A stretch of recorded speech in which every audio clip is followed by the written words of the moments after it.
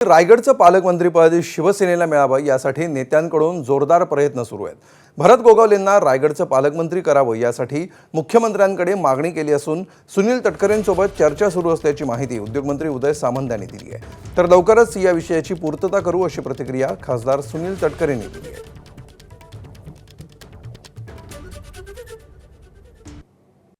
भरत शेटना पालकमंत्री करावं हीच आमची मुख्यमंत्री महोदयांना विनंती आहे।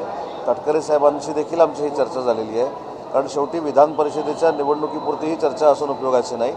दिलेला शब्द पूर्ण करण्याची जबाबदारी ही आमच्या सगळ्यांची आहे आणि आम्ही तटकरे साहेबांसमवेत एकत्र मुख्यमंत्री महोदयांना बोलू, त्यांच्याशी चर्चा करू, विनंती करू। परंतु रायगडची पालकमंत्रीपदाची जी जागा आहे ती भरत शेटना मिळावी हीच आमची इच्छा आहे। आणि या बाबतीमध्ये ज्या काही चर्चा झाल्या, या बाबतीमध्ये ज्या काही कमिटमेंट झाल्या, या बाबतीमध्ये ज्या काही शब्द दिले गेले ते आता बिनविरोध जागा झाली म्हणून विसरून उपयोगाचं नाही, ही देखील माझी विनंती आहे सगळ्यांना। उदय सामंतांनी एक वक्तव्य केलं आहे की आता कोकणची जागा बिनविरोध झाली आहे, तर रायगडच्या पालकमंत्रीपदाच्या संदर्भात विसरता कामा नये।